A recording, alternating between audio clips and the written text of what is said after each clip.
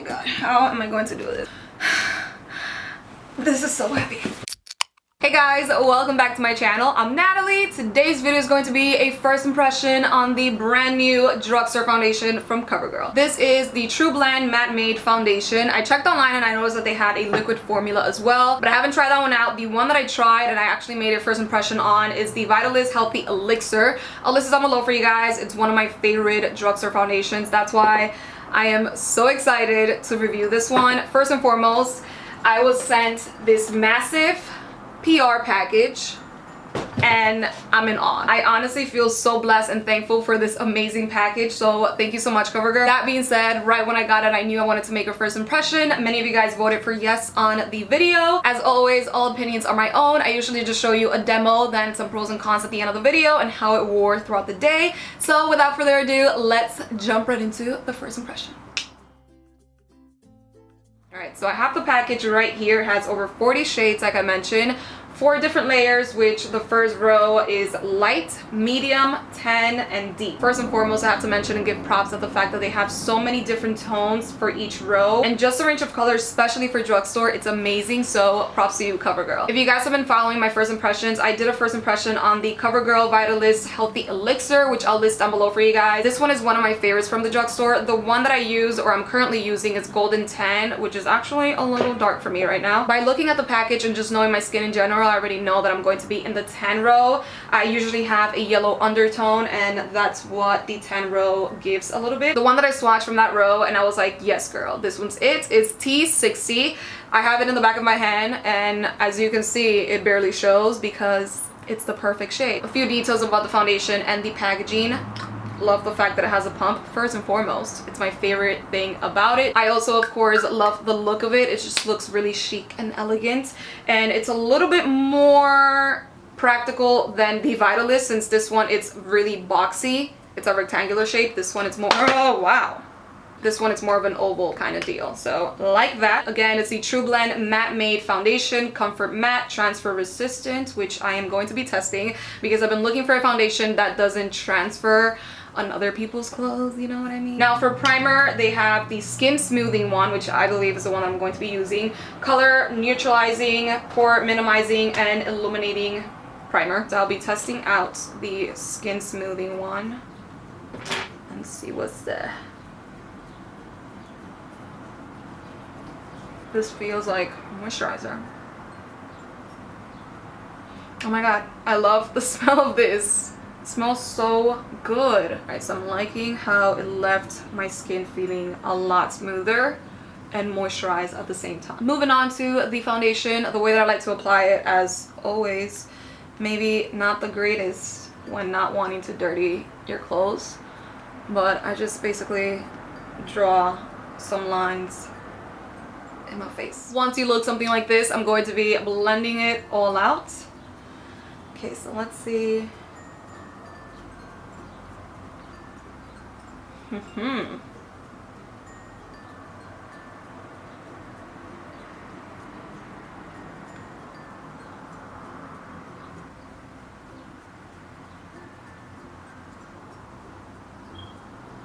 Alright, so I applied a thin layer compared to what I usually apply.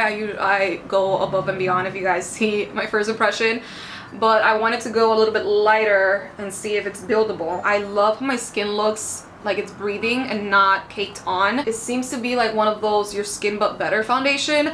I am going to be adding a few more dots of it though around my trouble area, which is my chin right here, that mark right there, and a little bit in my forehead as well.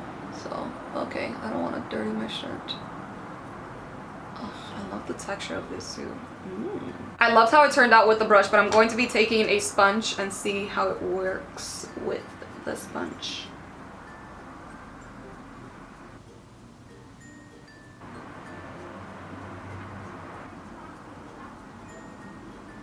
Oh my god, I'm loving this so much. I'm just in awe of the texture of this foundation. Even though it's a matte foundation, I mean right now because it hasn't dried up, but it looks so healthy on my skin. It doesn't look dry like usually matte foundations look right when you apply it. So I feel like it's going to dry and set in the skin really, really nicely. I can't wait to see it set throughout my skin. I feel like it's the perfect match so far. Obviously, it's going to dry. I'm going to also let you know if it oxidizes, because in the back of my hand, I do notice that it oxidized a little bit after it dried up. It is definitely a buildable foundation, so you could either add a thin layer for a natural look or super full coverage like I like to go and cover your marks and imperfections. For some reason, I don't know if it's a brush, but I do see some specks of white something. So I don't know if this thing had eyeshadow.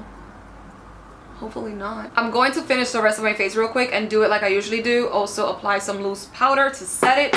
So be right back. And I'm back. So this is the finished look. I ended up going for my everyday makeup routine. I just added a wing eyeliner and a little bit more of a dramatic lash. All together, and how it's currently looking like, I am so obsessed with this foundation so far. I also ended up trying out the new Flourish mascara from Covergirl. This one seems to be great at separation, also volume, because it does give you some length and volume at the same time. But if you guys have been following me for a long time, I like my mascaras after a few days that I've opened it, if that makes any sort of sense. I'm weird when it comes to mascaras, but I already know that I'm going to love it. Love the packaging, love the color. This also has papaya, coconut, and what was the other fruit? Coconut, avocado, and papaya oils in the mascara. And for my lips, I went for the Katy Perry gloss in Cataloop. I don't know, it just gives a really iridescent look. I actually felt like I didn't need to set my face like I normally do. I have normal to combination skin. I don't know if I mentioned that. So I always set my face with powder no matter what foundation I'm trying out. But this one, I like that it gave me a matte finish without looking dry. So I didn't necessarily have to apply loose powder. What I did was just set my under eye with this, and then with the same brush, just move it downward and upwards without adding more product. Does that make sense? Long story short, I didn't add a lot of powder. But yeah, so far so good. It is currently 1:30, 1:26. I'm about to go eat, go about my day, and then be back in a few hours to give you guys my pros and cons and the rest of the review. So see you in a few. Alright, so it's been a really long day. It's currently 9:36, so it's been around 10 hours. And okay, let me first and foremost say, I'm gonna just throw it out there, it's been looking flawless the entire day, and till right now it looks intact. I personally feel that I don't even need to blot my face. Obviously it looks slightly glossy around my nose area, which is where I get the most oily, but nothing too crazy. I'm not even going to blot my face because I honestly feel like I don't even need it. Usually foundations break around the mouth area for me as well throughout the day, or like show my fine lines, but nothing at all, girl. It claims to be a 12-hour foundation, but I feel that they were being nice and polite about it because it is an extremely long-lasting foundation. The way that I see it is that they probably didn't want to slap the 24-hour logo, but it is definitely a long-lasting foundation. It's probably going to be my summer foundation for sure. I'm so impressed and in love. I'm definitely going to keep trying it out throughout the week and update you guys in the description, so make sure to check that out for an update. Even though I love it so much, I of course have my pros and cons about it. So let's jump right into the packaging.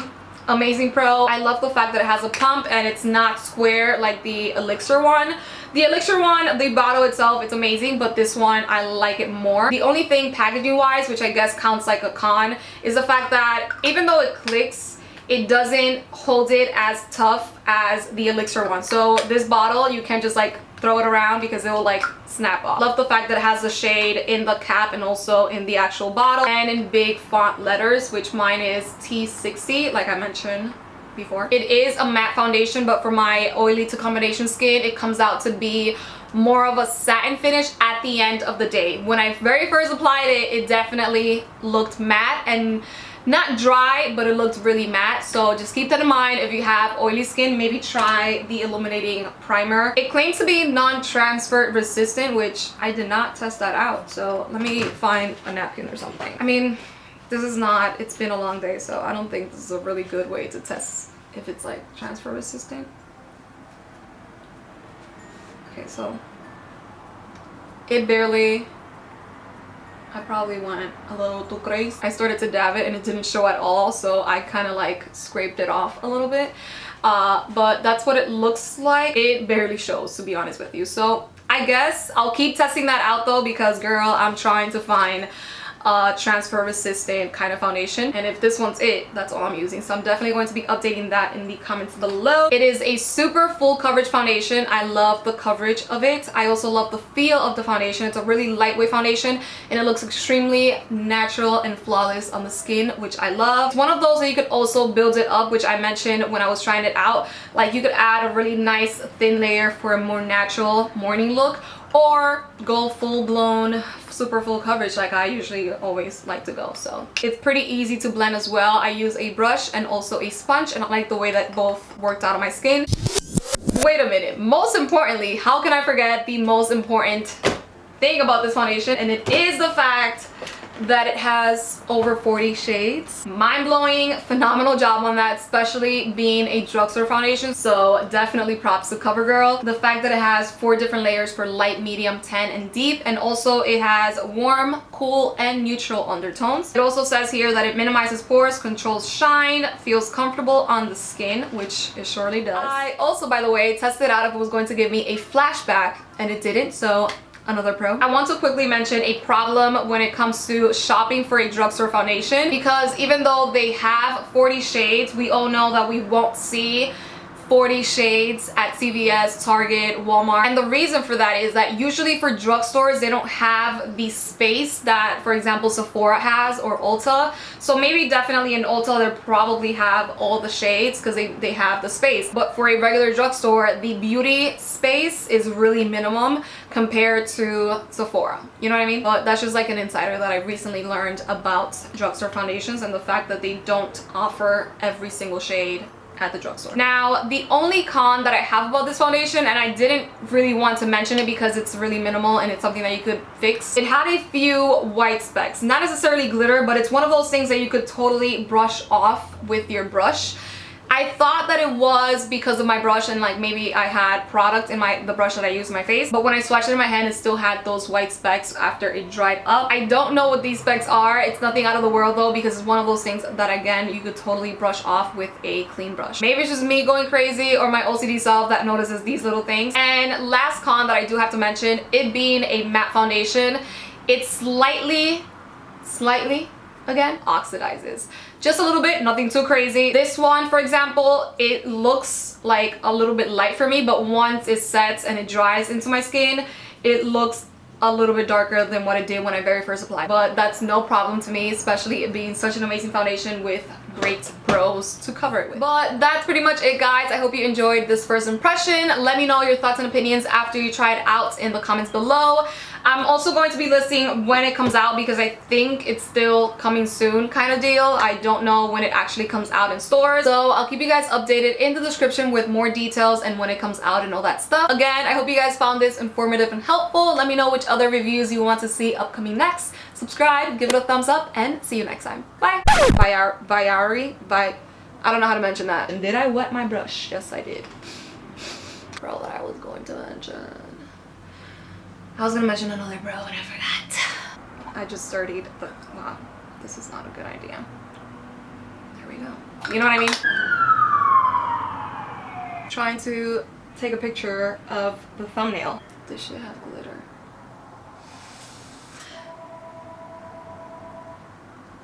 But so far, so good.